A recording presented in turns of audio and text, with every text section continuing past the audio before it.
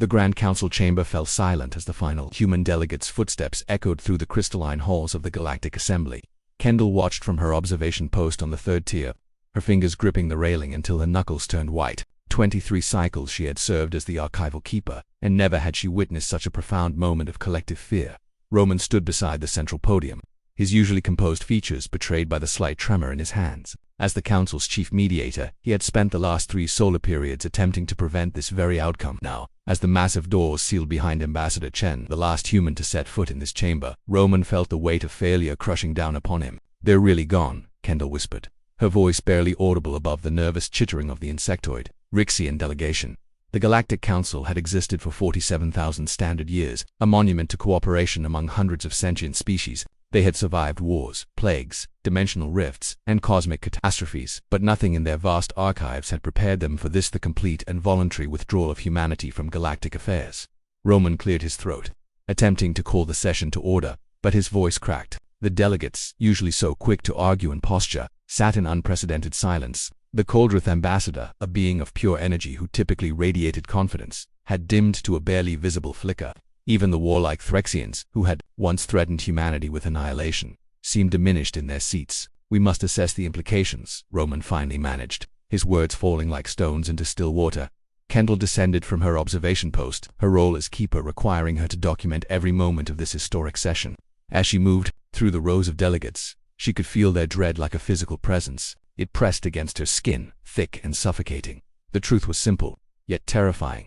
Humanity had been the galaxy's silent guardians. For 300 years since first contact, humans had integrated themselves into galactic society with remarkable speed. They had seemed unremarkable at first, no natural weapons, no telepathic abilities, no exceptional physical attributes. They were classified as a Class C species, middle tier at best, but humanity possessed something the Council had failed to truly comprehend until now, an inexplicable talent for being exactly where they were needed, exactly when they were needed. "The Mordics incursion," spoke up Ambassador Tralvex, the eldest member of the Council. His 3 eyes blinked in rapid succession, a sign of deep distress among his people. "Does anyone else remember the actual timeline?" Kendall pulled up the records on her datapad, her own memories suddenly feeling uncertain. The Mordics had been interdimensional predators, nearly wiping out 17 species before being stopped, according to the official records. It had been a coalition effort. But as she dug deeper into the classified files, her blood ran cold. "The humans solved the quantum frequency problem," she read aloud, her voice shaking. "They developed the dimensional barrier technology. They lost 4 colony worlds holding the line while the rest of us evacuated." Roman's face had gone pale. The plague of silence, the shattered comet crisis, the Voidwalker awakening. He listed each event mechanically, his mind racing through decades of history, pulled every major catastrophe in the last 3 centuries. Kendall's fingers flew across her interface. With each file she opened, the pattern became clearer and more horrifying. Behind every disaster averted, every crisis resolved, every miracle of salvation, there were humans, not leading from the front, not demanding recognition, but working in the shadows, paying costs that other species never saw. They lost Earth's moon mining colony, stopping the Cascade event. Kendall's voice broke. "We never knew. They classified it as an industrial accident." 12 human ships vanished, closing the rift at Sector 7, Roman added, pulling up his own records. "We assumed they were lost to navigation errors." The Council chamber erupted into chaos as delegates began accessing their own classified archives. The revelation spread like wildfire. Humanity had been holding back the darkness at the edge of known space, plugging holes in reality itself, and solving problems that other species couldn't even perceive. And the Council had repaid them with contempt.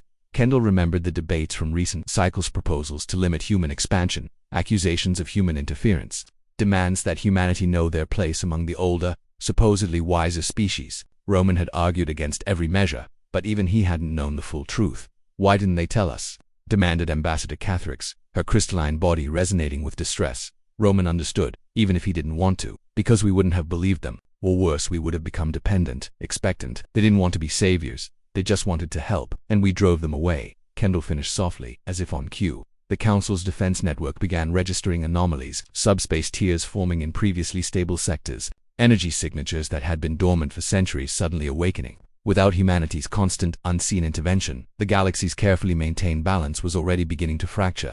"Recall them," pleaded Ambassador Vaughn, desperation clear in his mechanical voice. "Offer them whatever they want: Council, leadership, territory, resources. They don't want anything from us."